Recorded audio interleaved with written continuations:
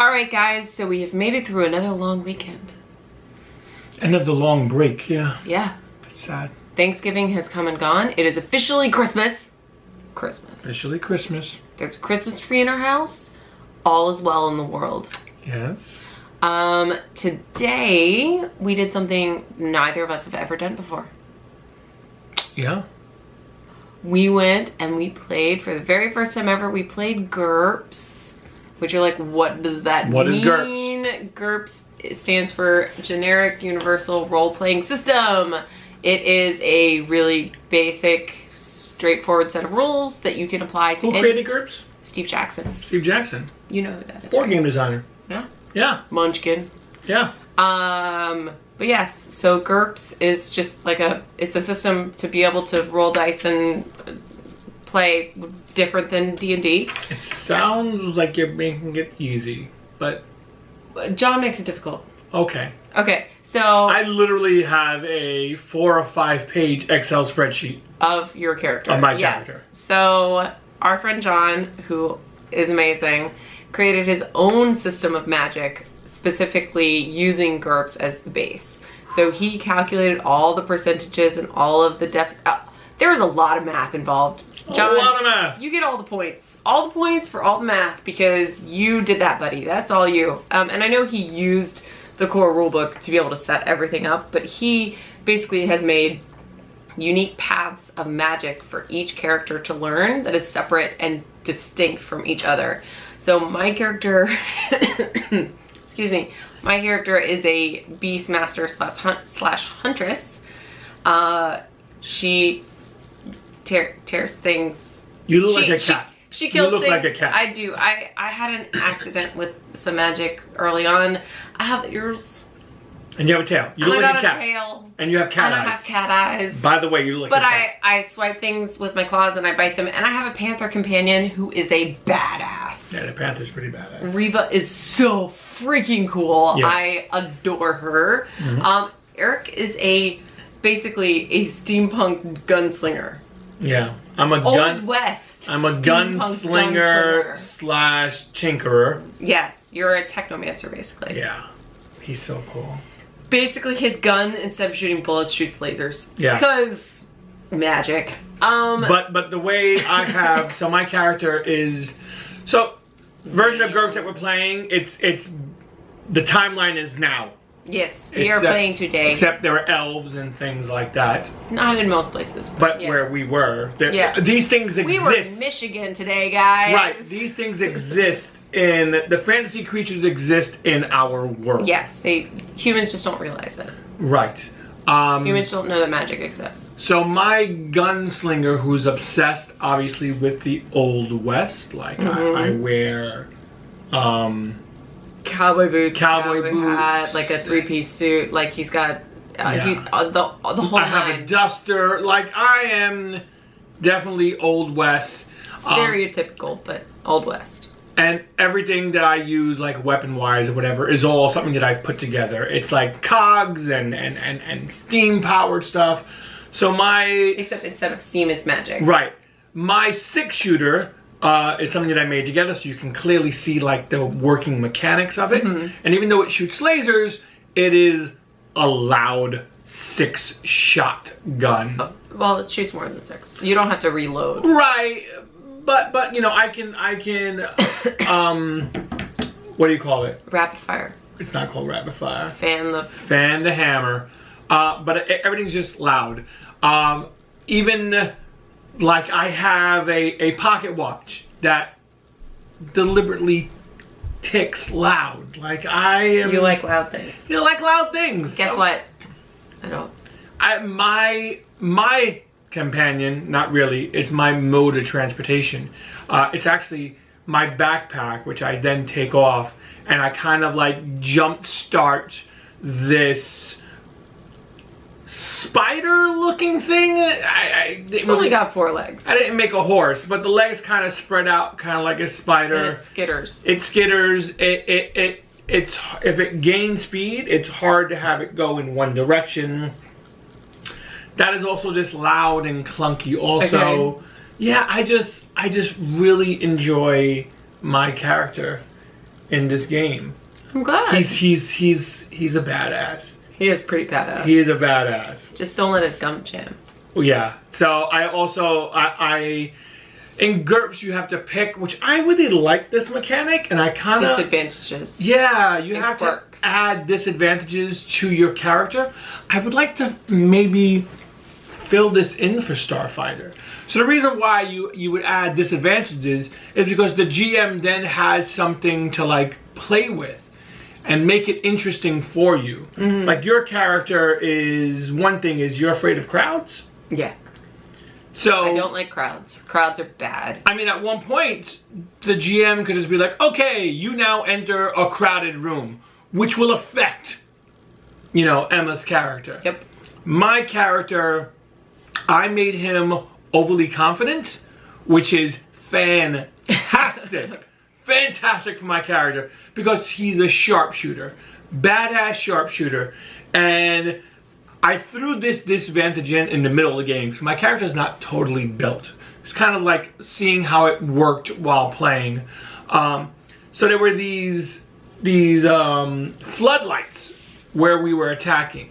One was really far away. Took my time. I aimed, shot it, lights went out. Second one, about the same distance. Took my time, shot. And then I was like, you know what?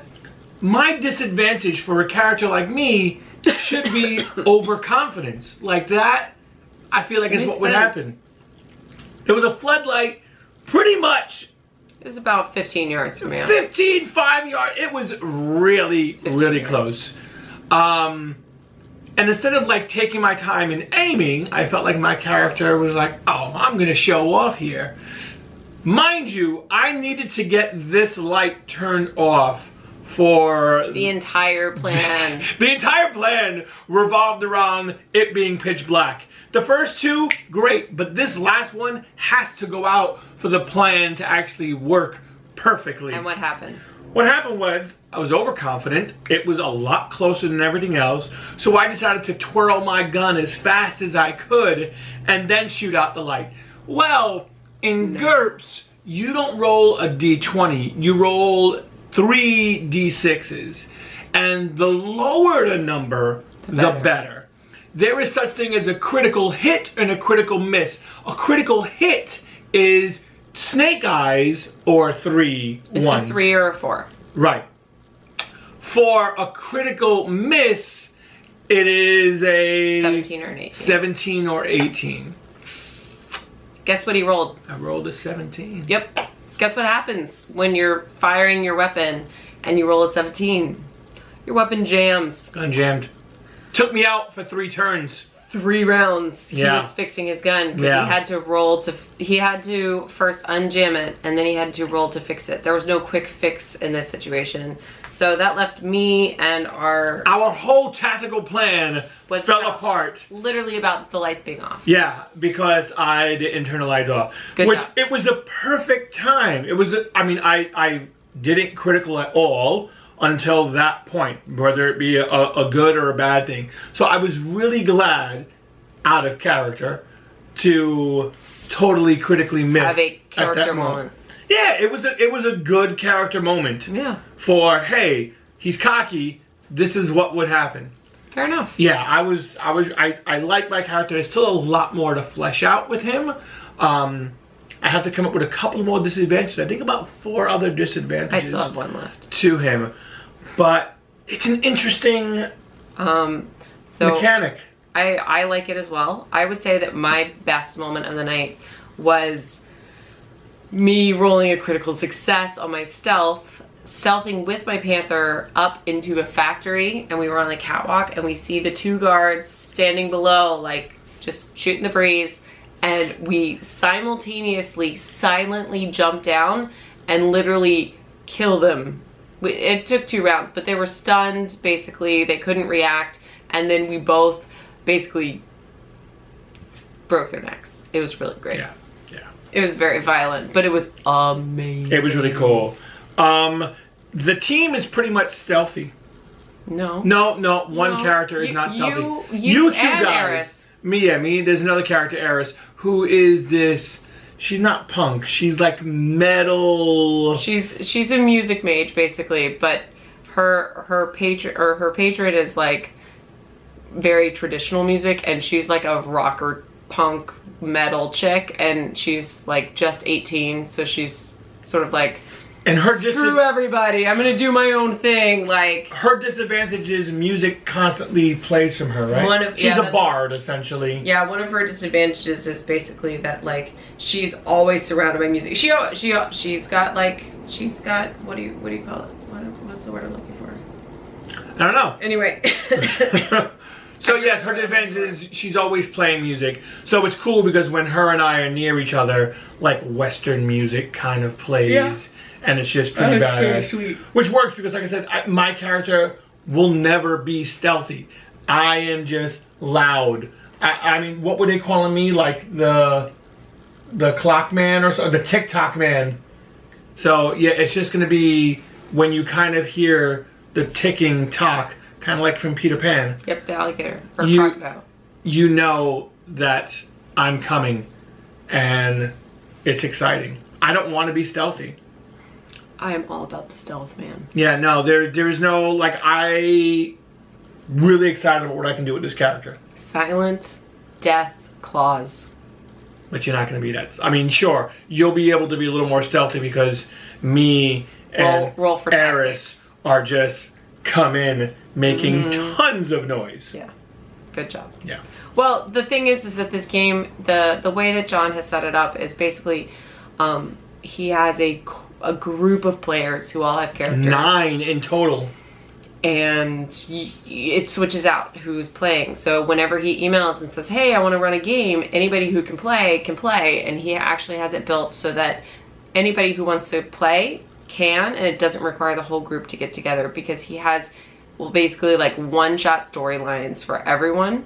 But they do interconnect. They interconnect, and there's a lot that's going on with other people, and you do get experience points for playing. So, like, role playing, you get experience. Like at the end of the game, there were he handed out points, like 10 things that he ticks off and says, "Okay, for role playing, everyone's gonna get a point. For different things, you'd get points. MVP of the game gets a point. I got voted MVP. You got voted MVP." Yeah, no, it's really fun. Really interesting thing. I am a fan, and I am really looking forward to playing again. Me too. We're gonna play over Christmas. Yeah.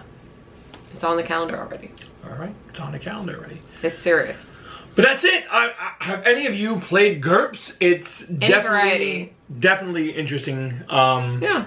I think the biggest difference for people who are familiar with role-playing games, instead of rolling a d20 and trying to get a high number, you're rolling 3d6 and you're trying to get a really low number. You want your numbers to be really, really low. So it's the reverse of like, oh man, let's see what I roll. It's right. Oh man, God, let it be Snake Eyes. Like, you want it to be super low, which is never something. The shooting for me is a 16, so I have to roll anything 16 and below. But hitting that number is a good thing still. 16 and below. I mean, hitting the number's fine. Like, right, it's but better usually if you hit below. Right, but I feel like usually there's more bonuses if you like hit your below. AC in D&D, if somebody hits your AC, you take damage. Yeah. That's what I'm trying to say. With this, if you hit that number, it's not a bad thing. It's still good. Gotcha. So your number and below is perfectly fine. Yeah. That's good. Alright guys, that is it. Really hope you had a great day. Don't forget to like and subscribe, and we will talk to you next time. Bye guys, have a great week.